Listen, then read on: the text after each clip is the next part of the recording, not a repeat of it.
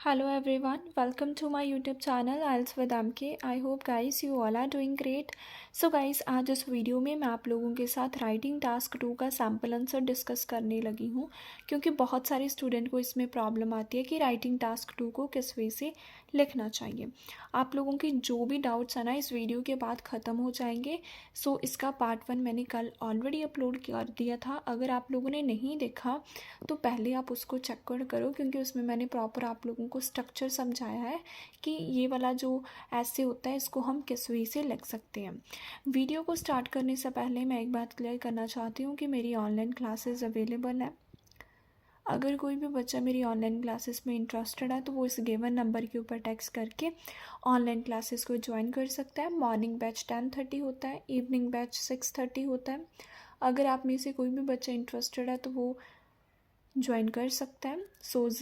Single module facility भी available है। ज़्यादा टाइम को वेस्ट ना करते हुए आज के वीडियो की हम लोग शुरुआत करते हैं। क्वेश्चन क्या है, इन मैनी कंट्रीज़ बहुत सारी कंट्रीज़ में plastic containers have become more common than ever कि प्लास्टिक कंटेनर्स है वो बहुत ही ज़्यादा कॉमन है and are used by many food and drink companies और इसको यूज़ कर रहे हैं बहुत सारी फूड एंड ड्रिंक वाली कंपनीज़।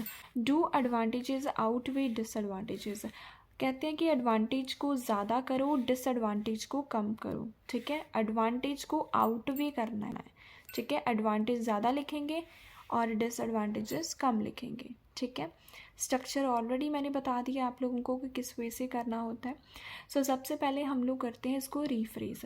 अब देखो रीफ्रेज किसको करना होता है बेसिकली। देखो इन से लेकर कंपनीज तक इसको करना है हमने रीफ्रेज और थीसिस लाइन बनती है ये लास्ट क्वेश्चन की, लास्ट लाइन की जो थीसिस लाइन बनती है।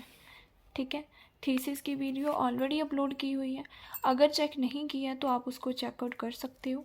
ठीक है, अब हम लोग स्टार्ट करते हैं। देखो सबसे पहले इसकी इंट्रोडक्शन मैंने कैसे लिखी है। इट इज़ कंसीडर्ड दैट ये माना जाता है in most of the Nations बहुत सारे नेशंस में, ऊपर हमें कंट्रीज़ गिवन था। ठीक है, तो यहाँ पे मैंने लिख दिया नेशंस। प्लास्टिक कैंस यहाँ पे था plastic containers. Use is burgeoning day by day, इसका जो यूज़ है वो बर्ज हो रहा है। बर्ज मतलब इंक्रीज़ हो रहा है। ठीक है, इसका मतलब होता है इंक्रीज़ होना। Even containers are used by not only food but also drink farms कि जो कंटेनर्स हैं वो यूज़ किए जा रही हैं फूड और ड्रिंक वाली फर्म्स के द्वारा। फर्म्स होती हैं कंपनीज़। ठीक है, कंपनीज़ का सिनोनिम मैंने लिख दिया फर्म्स। ठीक है, तो इट से लेकर फर्म तक क्या हमारा रीफ्रेज, ये मैंने कर दिया रीफ्रेज। अब मैं आप लोगों को बताती हूँ इसकी थीसिस लाइन। देखो this essay will expound advantages eclipsed by its ramifications. ये ऐसे एक्सपाउंड मतलब एक्सप्लेन करेगा, एडवांटेजेस एक्लिप्स्ड हैं।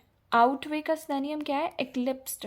एडवांटेजेस ज़्यादा हैं किसके कंपैरिजन, रैमिफिकेशंस के कंपैरिजन। रैमिफिकेशंस होती हैं डिसएडवांटेजेस। ठीक है, कि एडवांटेजेस ज़्यादा हैं किसके कंपैरिजन, डिसएडवांटेजेस के कंपैरिजन। ठीक है, एक्सपाउंड मतलब एक्सप्लेन, एक्लिप्स्ड मतलब आउटवे, डिसएडवांटेजेस मतलब रैमिफिकेशंस। ओके, BP1 को स्टार्ट करते हैं। जो चीज़ हमें कम करने को बोली है, कौन सी चीज़ हमें कम करने को बोली है, डिसएडवांटेज। तो BP1 किसका बनेगा, डिसएडवांटेज, क्योंकि BP1 कितने परसेंट का होता है, 30% का होता है। कल मैंने बता दिया आप लोगों को सब कुछ इसके बारे में। देखो अब हम लोग BP1 को स्टार्ट करते हैं। To commence with pitfalls, pitfalls होती हैं डिसएडवांटेजेस की। स्टार्ट करते हैं डिसएडवांटेजेस से। The main demerits of plastic, जो मेन डिसएडवांटेज हैं, डीमेरिट्स मतलब डिसएडवांटेज हैं प्लास्टिक की।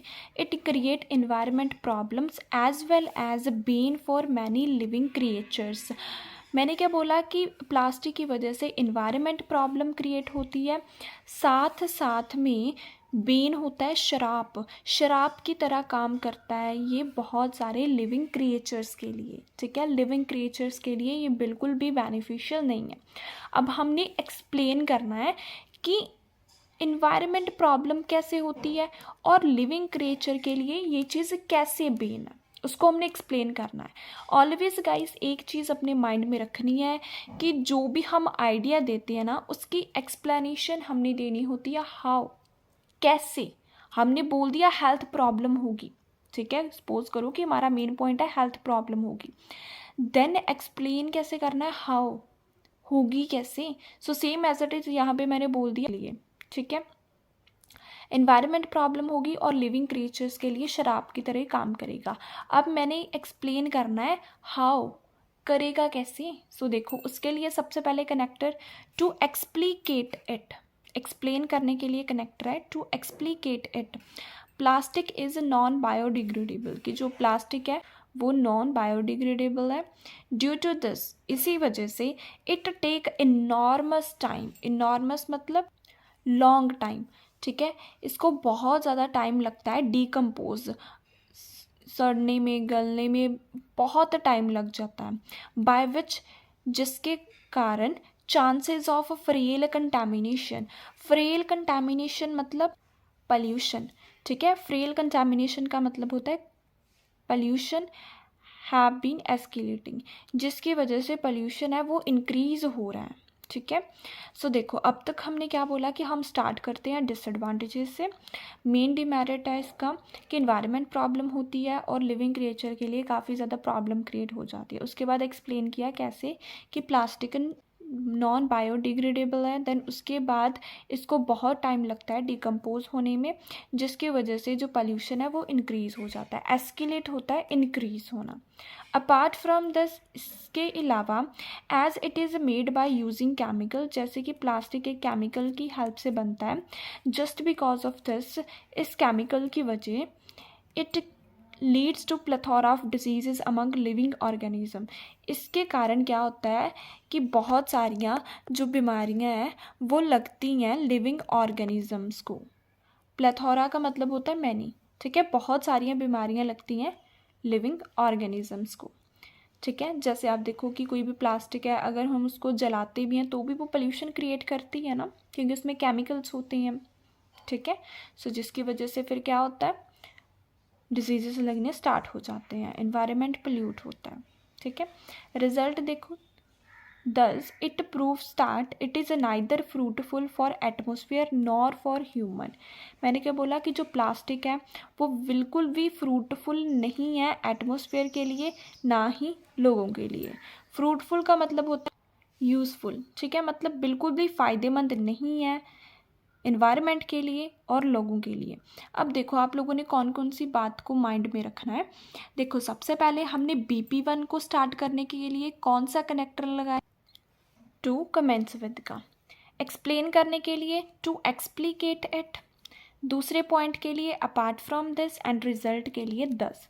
देख लो कोई भी मेरा कनेक्टर है वो रिपीट नहीं हुआ है, ठीक है, ये चीज़ भी आपने अपने माइंड में रखनी है। तो हमने 30% वाली बात को तो एक्सप्लेन कर दिया। हमें क्वेश्चन में यही था ना कि एडवांटेज को ज़्यादा लिखना है। सो जो चीज़ ज़्यादा होती है वो BP2 और BP3 में आती है, जो चीज़ कम करने को बोली होती है वो BP1 में आती है, ठीक है। कल वाली वीडियो में मैंने सब कुछ एक्सप्लेन किया था। तो अब हम लोग BP2 यानी कि 70% वाली बात को करेंगे, मतलब एडवांटेजेस, उन्होंने हमें एडवांटेज को ज़्यादा करने को बोला हुआ है, तो अब हम लोग एडवांटेजेस के ऊपर फोकस करेंगे कि किस वे से उसको लिखना है, क्या एडवांटेजेस हैं प्लास्टिक की, एवरीथिंग, ओके। तो देखो BP2, moving towards advantages, advantages की तरफ मूव करते हैं। हाउ सिंथेटिक, सिंथेटिक का मतलब होता है plastic, okay. How plastic containers are fruitful, fruitful मतलब यूज़फुल, कि कैसे प्लास्टिक कंटेनर हेल्पफुल है। द पैरामाउंट वन, जो मेन एडवांटेजेस हैं, it create freshness in product, जो प्रोडक्ट प्लास्टिक में होता है उसमें क्या होती है, फ्रेशनेस बनी रहती है, ठीक है, प्रोडक्ट फ्रेश रहता है हमारा प्लास्टिक में। एक्सप्लेन करते हैं कि कैसे। टू एलैबोरेट इट का करेक्टर यूज़ किया। If food and beverages, beverages मतलब ड्रिंक, कंपनीज यूज़ कैन, अगर ड्रिंक और फूड वाली कंपनीज यूज़ करती हैं प्लास्टिक के containers, it will maintain quality of the products, तो उससे क्या होता है कि जो प्रोडक्ट की क्वालिटी होती है वो मेंटेन रहती है। Besides this cans are easily reside in extreme environment, मतलब कि जो कैन होते हैं वो हर एक इन्वायरमेंट में रह सकते हैं, चाहे जितनी मर्जी गर्मी हो, चाहे जितनी मर्जी सर्दी हो। जो चीज़ प्लास्टिक में होगी वो कभी ख़राब नहीं होगी, वो कोई भी टाइप के इन्वायरमेंट में रह सकते हैं। Okay, which preserve it integrity, integrity होती है क्वालिटी, जिससे क्या होता है उसकी क्वालिटी वो क्या रहती है, प्रिजर्व। प्रिजर्व का मतलब होता है protect and integrity means quality. ठीक है, मैंने क्या बोला कि जो प्रोडक्ट है ना वो इसमें फ्रेश रहता है, क्योंकि जो हमारी प्लास्टिक होती है वो हर एक टाइप के इन्वायरमेंट में रेसिस्ट कर सकती है।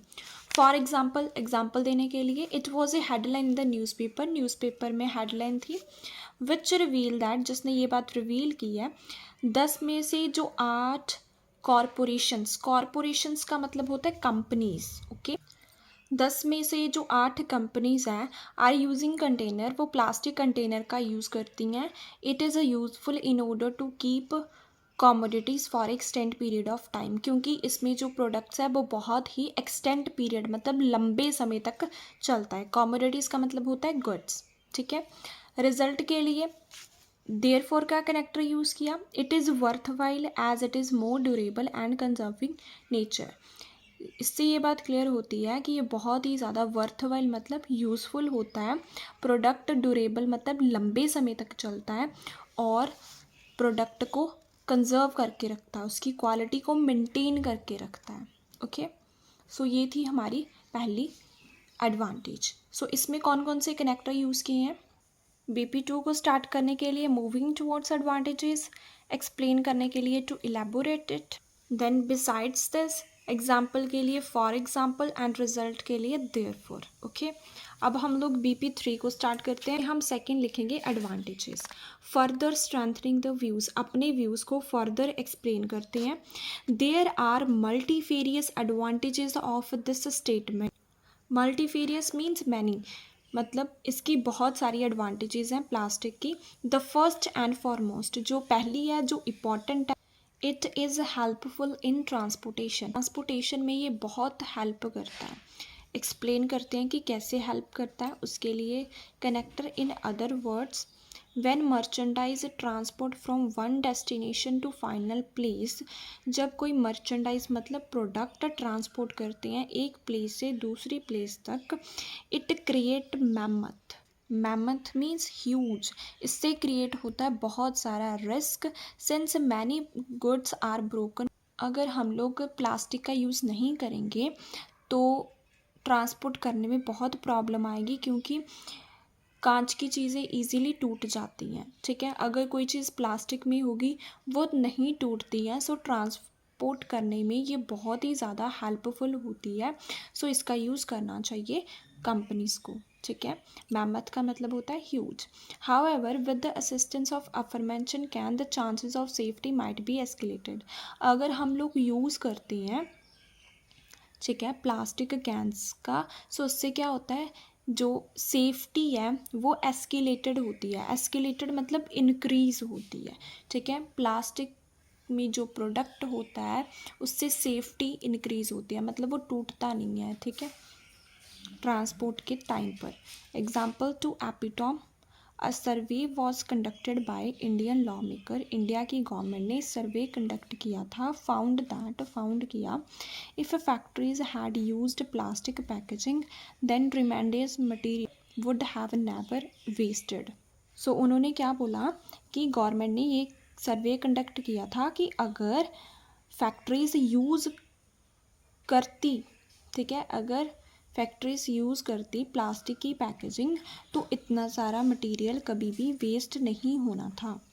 हैंस रिजल्ट के लिए it is work as a boon in transferring, transfer करने में ये एक बोन की तरह काम करता है। बोन मतलब वरदान। ठीक है, सो इसमें हमने क्या बताया, ट्रांसपोर्ट करने में बहुत इजी होता है अगर हम लोग प्लास्टिक का यूज़ करते हैं। अगर कोई भी प्रोडक्ट प्लास्टिक के कंटेनर में होगा तो वो इजीली या ट्रांसपोर्ट कर सकते हैं, क्योंकि उससे सेफ्टी ज़्यादा होती है एज वेल एज कभी भी प्रोडक्ट है वो टूटता नहीं। तो कांच में अगर हम कोई भी प्रोडक्ट ट्रांसपोर्ट करते हैं तो वो इजीली ब्रोकन होने के चांसेस होते हैं। सो प्रोडक्ट हमारे काफ़ी ज़्यादा वेस्ट हो जाते हैं जिसकी वजह से। So that's the main reason कि हमें प्लास्टिक का यूज़ करना चाहिए, जिससे कि ट्रांसपोर्ट करने में बहुत ज़्यादा ईजी हो जाता है। ओके, सो नेक्स्ट करते हैं स्टार्ट कंक्लूज़न। लेकिन उससे पहले यहाँ के कनेक्टर्स भी देख लेते हैं। सो देखो, further strengthening the views, first and foremost main point के लिए एक्सप्लेन करने के लिए, इन अदर वर्ड्स एग्जाम्पल के लिए टू एपिटोम एंड रिजल्ट के लिए हैंड्स। अब हम लोग कंक्लूज़न को स्टार्ट करते हैं। To conclude it, although it put grave repercussion whether on surrounding or multitudes, I believe that it is conducive in transporting and never degrade caliber. Okay, so देखो इसमें क्या बोला, सबसे पहले कनेक्टर लगाया to concluded, although it put grave repercussion whether on surrounding. मैंने बोला चाहे इसके बैड इम्पैक्ट पड़ते हैं एनवायरनमेंट के ऊपर और लोगों के ऊपर प्लास्टिक के, बट आई बिलीव दैट, मुझे ये लगता है, इट इज़ कंड्यूसिव। कंड्यूसिव मतलब बेनिफिशियल होता है ये ट्रांसपोर्ट करने में, and never degrade calibre. Calibre होता है क्वालिटी, डिग्रेड मतलब स्पॉइल।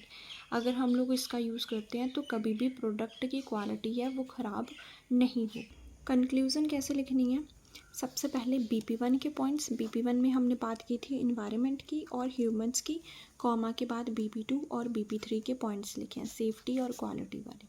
ठीक है, जो चीज़ आपको कंक्लूज़न में आपने जस्ट एक बात ध्यान में रखनी है, BP1 को पहले लिखना है, ठीक है, और कॉमा के बाद BP2 और BP3 के पॉइंट्स लिखने हैं। हमने यही बात की थी सेफ्टी की और क्वालिटी की, ठीक है, यही दोनों हमने बात की थी BP2 और BP3 में। मतलब पहले आपने 30% के पॉइंट देने हैं, फिर उसके बाद 70% के आपने पॉइंट्स जस्ट मेंशन करने हैं।